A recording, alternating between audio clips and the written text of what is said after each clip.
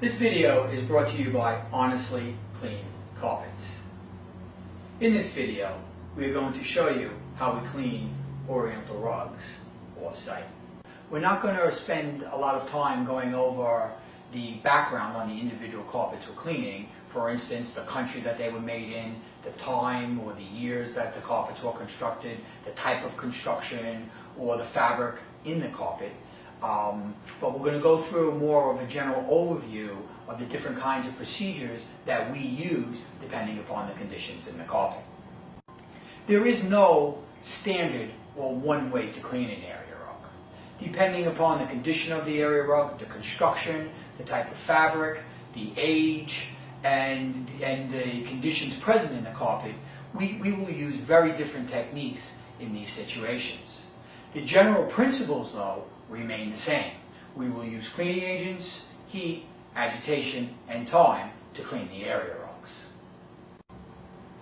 Area rugs can be cleaned both on-site or brought back to the plant. Purists will tell you that they can only be cleaned back at the plant. The techniques that one uses on off-site cleaning are more thorough, and different kinds of techniques can be used, as we will show you in this video. Studies have shown that 80% of materials that are in carpets can best be removed through either vacuuming or some kind of other process. So I'm going to show you various tools we have here to help remove material from carpets before we wet clean them.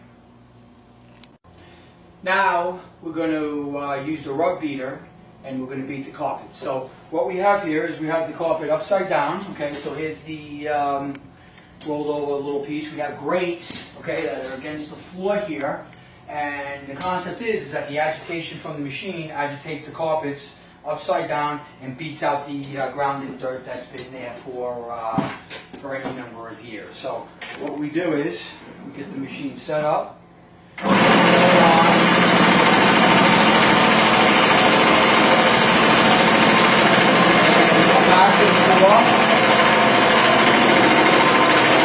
Take out the grounded dirt that's been there for months, years, sometimes even decades.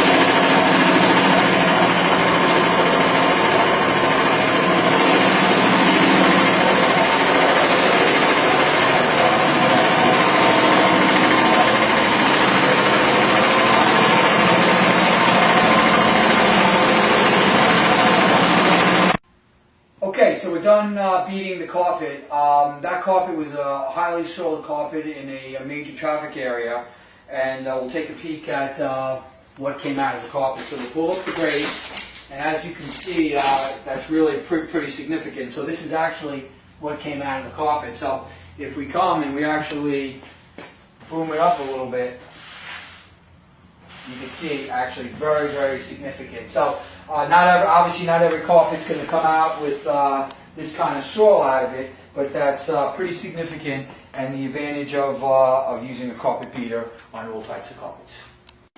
An excellent tool to use for dry soil removal would be this pile lifter. It's a 67-pound vacuum cleaner with a nice soft nylon brush, and it's pretty intense, and it really does a great job at soil removal. Really full, so you have to keep a firm grip on the carpet. You can use our Brush Pro for dry soil removal. It's got two counter-rotating brushes, and it's again excellent at removing dry soil from carpets.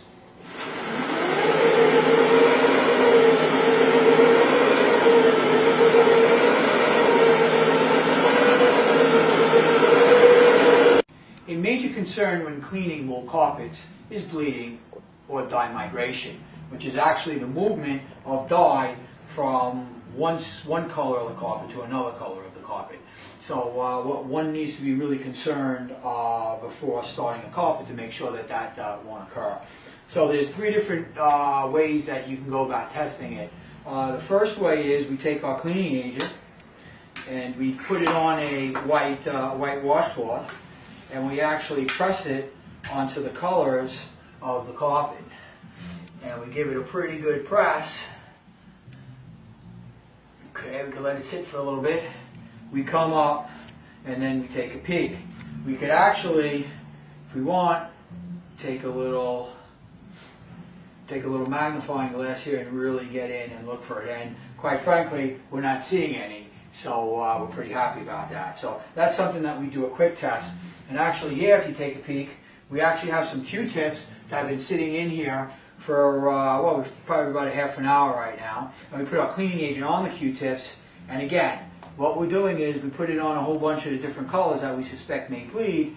And as we take a peek, again, we're looking at this and we're confirming that there's no transfer of colors, which is another indication that really in the drying stage, which is the typical time that it happens, we won't get any dye migration. The third and most extensive way is really something that we had overnight. So we actually took these bricks here, okay, and we actually put our cleaning agent on this cloth right here, compressed between both bricks, okay, and then if you look at it, again, no color transfer, which is just a third and really the most accurate indication if there be dye migration. Even with all this testing, there's still a possibility that there could be dye migration, so one always needs to be conscious of that in the cleaning process.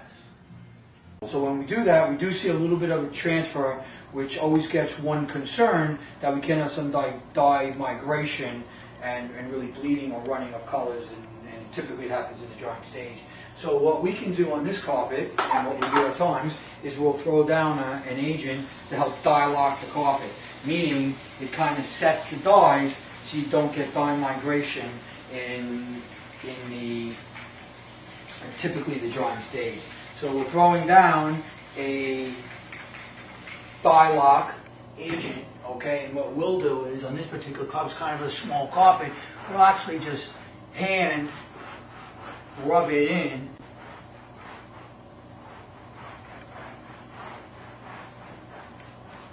Now we're going to put our cleaning agent on the area rug. Cleaning agents we use are non-toxic, biodegradable, safe for us to use, safe for children, pets, adults to lay on, and that's not an issue. So what we're going to do is we're going to apply the cleaning agent to the whole carpet here, and we'll continue and do this.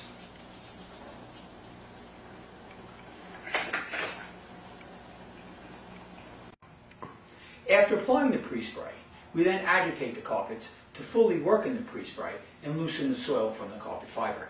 Here we have our brush pro, which is a 67-pound machine with counter-rotating brushes that do an excellent job of working in the pre-spray and loosening all the soil from the carpets.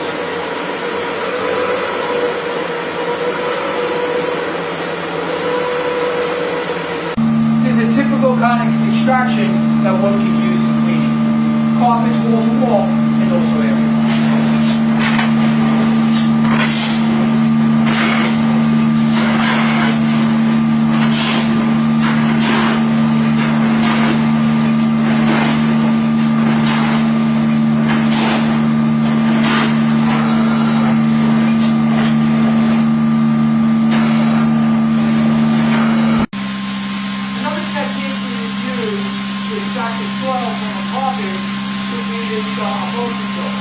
In situations where the carpet may be more delicate or a little more fragile than the typical carpet, this makes it an excellent way to extract soil from the carpet. So the water comes into the soil, hits the carpet, and extracts the soil and rinses out the carpet. Once we're finished cleaning the carpet, we then want to dry the carpets as fast as possible. So a technique that we use, one technique is to use these air movers. So once we're done, we set up the air movers, which typically increase the drying time significantly. The concept is that right over the carpet fibers, it's 100% saturated, the fan blows it off the carpet fiber, it continues to release. So this will take drying time from really many hours to really just a couple hours, 2-3 hours. Okay, so now we're going to show you how we clean the fringes of carpets. We have a agent here, fairly mild. So, well, first what we're doing is, so we're dipping it in. I'm actually just taking just a white washcloth and just kind of agitating right into the fringe. You know, certain folks will use bleach on fringe. Although bleach will strip out color, it's kind of harsh and it will definitely disintegrate the fringe, so not really recommended. But in any event, let me continue on and we'll show you the results when we get there. Okay, we're ready to extract the fringe and clean it up, so let's extract it and let's see what it looks like.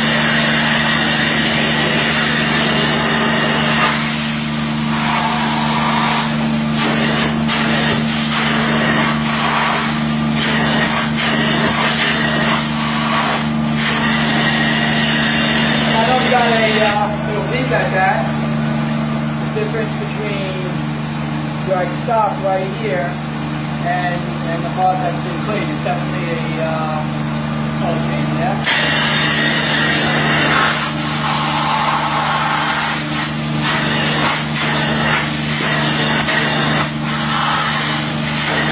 Now we have an area rug with a ton of urine, also some feces on it. Has a pretty good odor. So what we're doing is we have it in our pool here, and we're actually literally saturating it with water.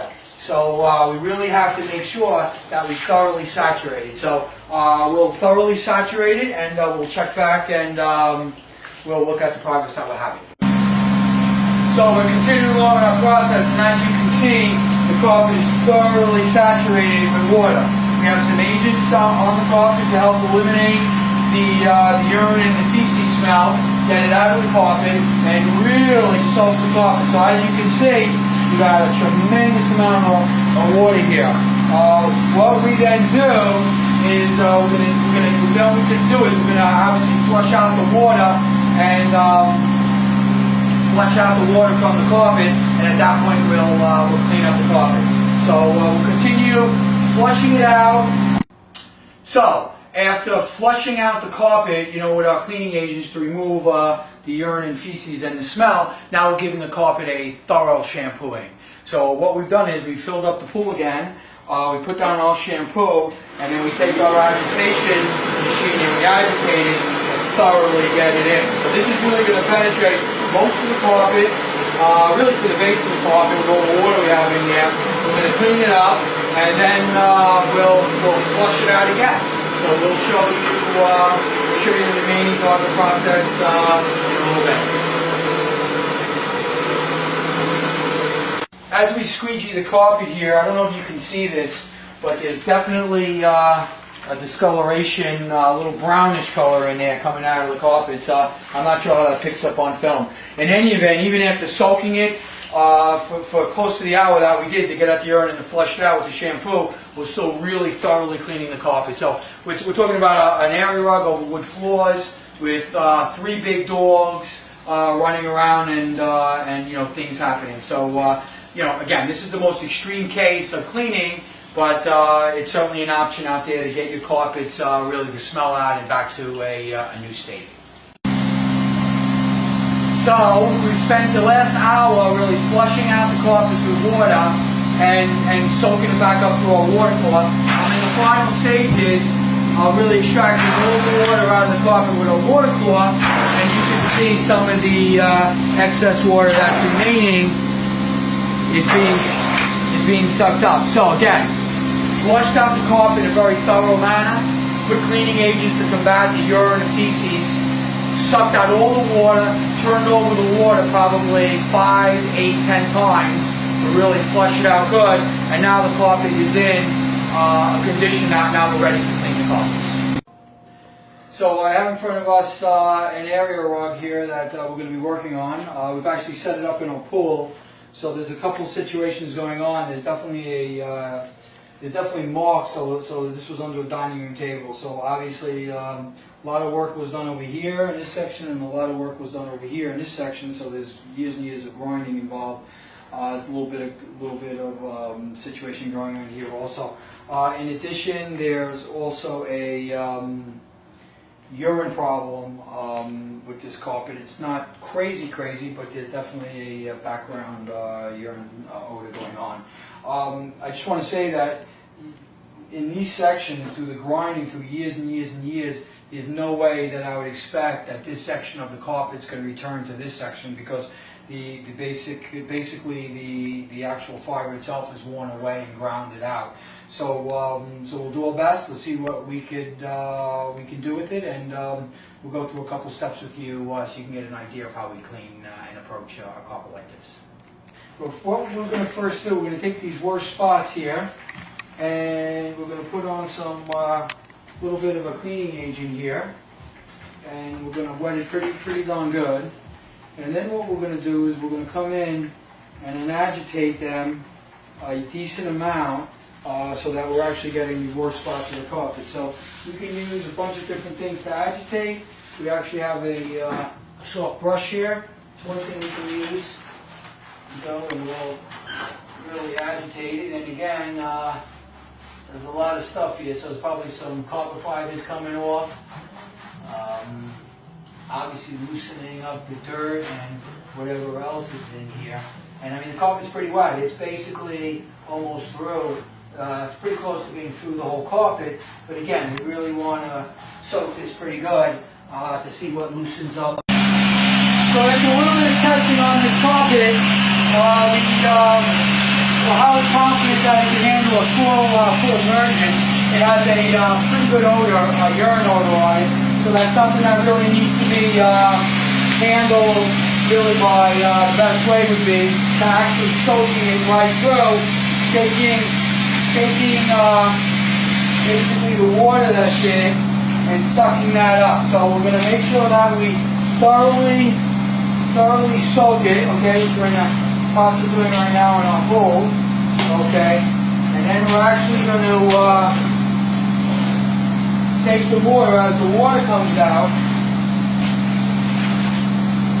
and we actually have a little water core in our pool here that actually sucks it out, and something that we'll try it out at the end. So we have our water coming. We'll make sure that we get it right to the end. The urine was really through most of the carpet here, and we'll bring it out and thoroughly, as you can tell, thoroughly saturate the carpet. Okay, and